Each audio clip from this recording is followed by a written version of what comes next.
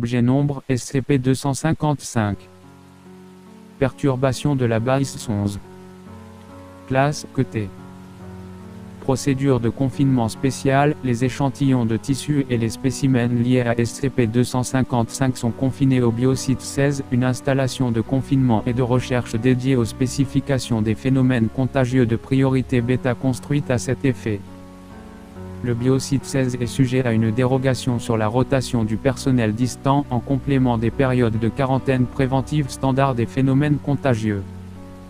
Le biosite 16 est situé dans l'atoll Vtupu de Tuvalu sur une île appartenant à Ragnarok Ecological Modeling Inc., une société écran de la Fondation. Les individus et les animaux suspectés d'être infectés par SCP-255 doivent être sécurisés et transportés dans un établissement de détention temporaire désigné avant leur transfert au biosite 16 dans le cas où la capture d'un porteur de SCP-255 s'avère excessivement difficile ou impossible et l'utilisation de la force létale est autorisée. Le Bureau des anomalies célestes doit constamment suivre l'orbite de 3214 Ibri en tenant à jour un calendrier des prochains passages à proximité de la Terre et alerter le directeur de recherche si un changement de l'orbite est constaté. Le prochain passage de 3214 Ibri sera le 11 novembre 2023, date à laquelle elle s'approchera à 950 000 km de la Terre. Description: SCP-255 est un phénomène infectieux anormal d'origine extraterrestre, se manifestant chez la plupart des sujets sous la forme d'un trouble neurologique aux symptômes variés. SCP-255 a jusqu'à présent été observé infectant des organismes possédant un cortex cérébral avec approximativement 5,4 milliards de neurones. Les expérimentations ont permis de déterminer que les espèces susceptibles de contracter SCP-255 incluent les humains, les chimpanzés, les éléphants africains, les grands dauphins, les pseudorques et autres.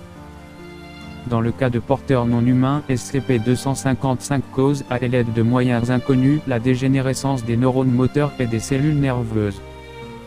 Le taux de dégénérescence et la sévérité des symptômes liés est inversement proportionnel au nombre de neurones que le sujet possède dans son cortex cérébral, les organismes les moins développés neurologiquement démontrant les effets les plus débilitants. Les effets de SCP-255 sur les humains, cependant, sont nettement plus complexes. Alors que la dégradation des cellules du cerveau et du système nerveux a été notée sur un périmètre limité chez les humains, des symptômes moins usuels apparaissent chez ces sujets. Voir le journal de recherche SCP-255 pour plus de détails. Les individus infectés par SCP-255 peuvent être diagnostiqués avec fiabilité par observation et confirmation de marqueurs vérifiés lors de la mesure de l'activité neurologique. Voir l'annexe B pour plus de documentation. Signature du schéma EIG de SCP-255, observable 13 secondes après le début du protocole d'observation. Les épidémies de SCP-255 coïncidentes avec les passages de 3214 Ibri, une relation théorisée en utilisant des modèles statistiques avancés après la seconde épidémie de 1965 et confirmée durant le proche passage de 1987, les observations de 3214 Ibri ont déterminé qu'il s'agit d'un astéroïde de type CD approximativement 10 mètres, sans propriété anormale observée jusqu'à présent. La nature de l'orbite de 3214 Ibri l'amène à passer à proximité de la Terre une fois tous les 11 ans. Addendum 255 à 1, journal de recherche. Astérisque. La liste suivante répertorie les épidémies recensées de SCP-255 et les données pertinentes. Date estimée de l'épidémie Lux. Nombre de cas humains confirmés. Taux de transmission 23 mai 1968. SAG, Myanmar 86 NA.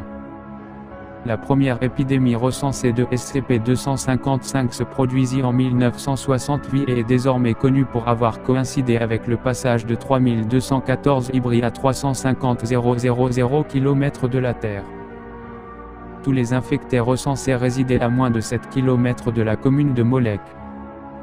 Les employés de la Fondation prirent connaissance de SCP-255 en enquêtant sur une maladie inconnue affectant certains primates, dont les humains, dans des régions rurales du nord-ouest du Myanmar.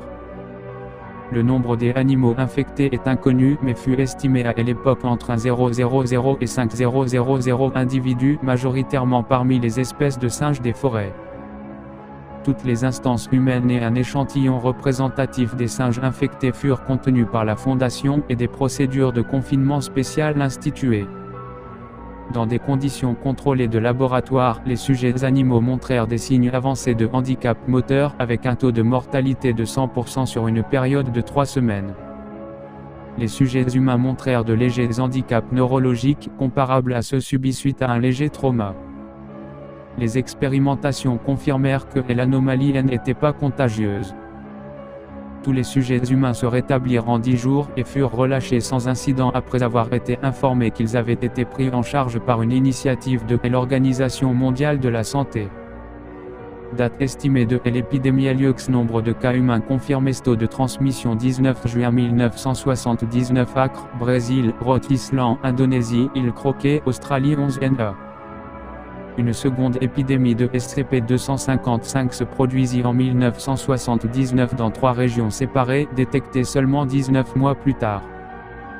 Une revue de routine de la littérature médicale prochainement publiée révéla les cas de quelques individus se plaignant de sensations membres fantômes affectant la main dominante, simulant des mouvements spastiques et une douleur persistante à un 11e doigt étranger. Les membres du personnel de la Fondation sous couverture interrogèrent les sujets déclarant être affectés par le phénomène.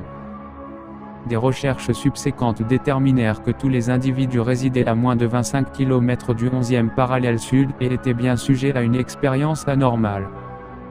Et l'absence de capacité de transmission de personne à personne fut confirmée et des mesures de désinformation dans la communauté scientifique furent mises en place, permettant un confinement efficace. La seconde épidémie fut classifiée sous une désignation SCP séparée jusqu'en 1984, lorsque les recherches déterminèrent qu'il s'agissait du même phénomène que SCP-255. Date estimée de l'épidémie. Nombre de cas humains confirmés. Taux de transmission 30 mai 1990. Chihuahua, Mexique 121 NE. La troisième épidémie recensée de SCP-255 se produisit à Chihuahua au Mexique en 1990, coïncidant avec le passage de 3214 hybrides à 550 000 km de la Terre. Caractéristique de SCP-255, l'épidémie est notable pour avoir débuté dans ce qui était à cette époque la 11e ville la plus peuplée du 11e pays le plus peuplé de la Terre.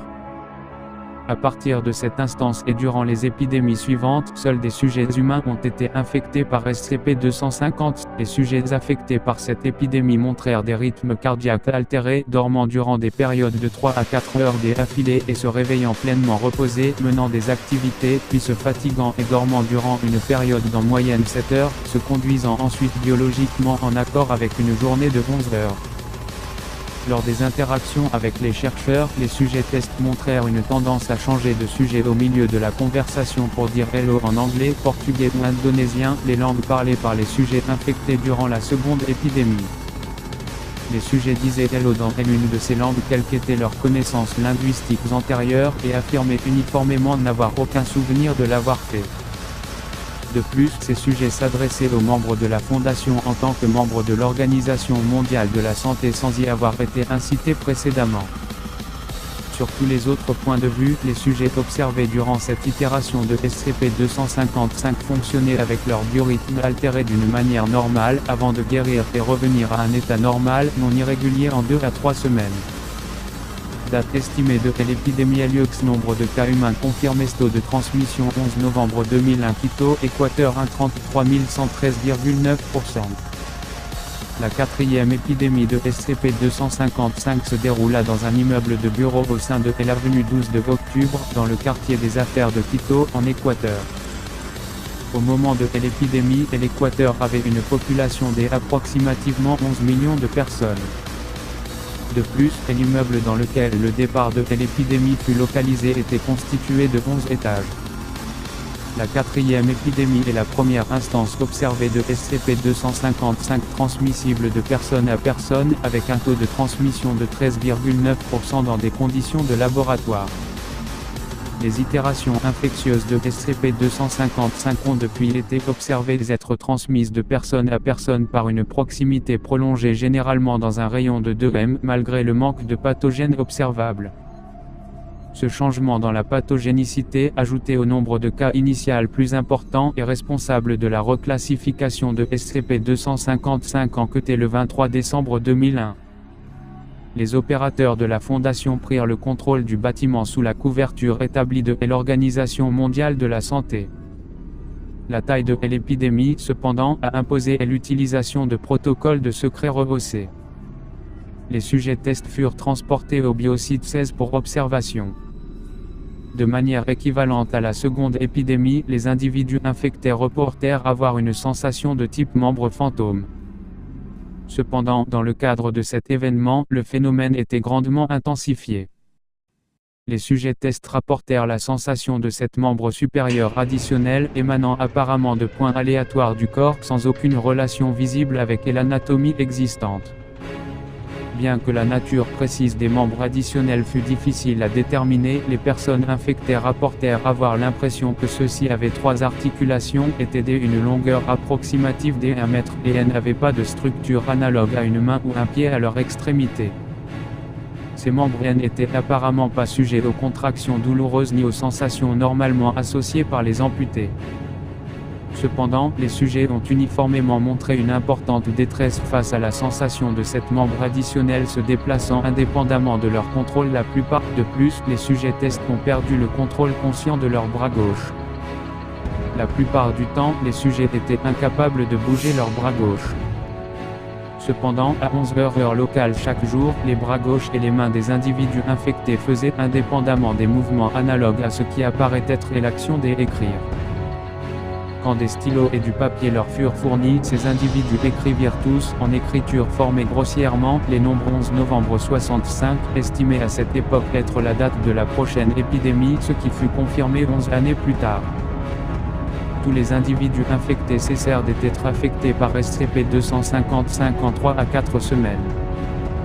Les sujets tests se virent administrer des amnésiques à large spectre et furent relâchés aux autorités équatoriennes.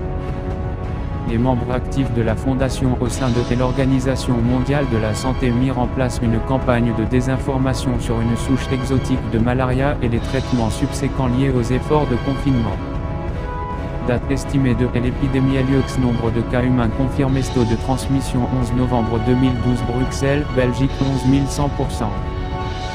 La cinquième et plus récente épidémie de SCP-255 se produisit à Bruxelles, Belgique, où 11 individus travaillant au 11e étage du siège de l'OTAN se plaignirent tous à l'équipe médicale de constamment entendre une série de 11 tonalités électroniques se répétant constamment. Les procédures de confinement furent activées par le personnel du secteur des Europes de l'Ouest, et tous les sujets infectés furent transportés au biosite 16. Les sujets tests continuèrent de se plaindre d'entendre la série répétitive de tonalités. La plupart des sujets éprouvèrent un stress et une irritabilité accrue, ainsi qu'une privation de sommeil. Des sédatifs furent administrés aux individus infectés pour atténuer les symptômes secondaires de SCP-255. Les tests sur ce groupe d'individus infectés révélèrent que le taux d'incidence de SCP-255 était maintenant de 100%, garantissant que tout humain exposé au sujet le contracterait. 11 jours après que les sujets tests furent sécurisés au biosite 16, les individus infectés reportèrent la cessation des tons répétitifs perçus. Un sujet test signala immédiatement entendre une voix électronique similaire à celle générée par les logiciels de simulation de conversation, répétant en espagnol le mot étoile. Une fois que le sujet eut reporté le phénomène au chercheur, celui-ci cessa immédiatement, à la suite de quoi un autre des 11 sujets tests originaux reporta un phénomène similaire.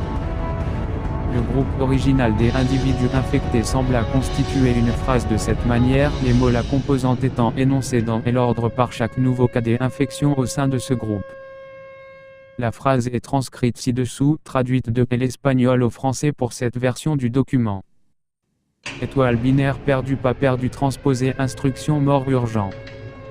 Attend transmission. Une fois ce symptôme particulier reporté aux chercheurs, tous les sujets tests cessèrent de montrer tout signe d'infection de SCP-255. Des amnésiques furent fournis au sujet suivant les directives SCP-255.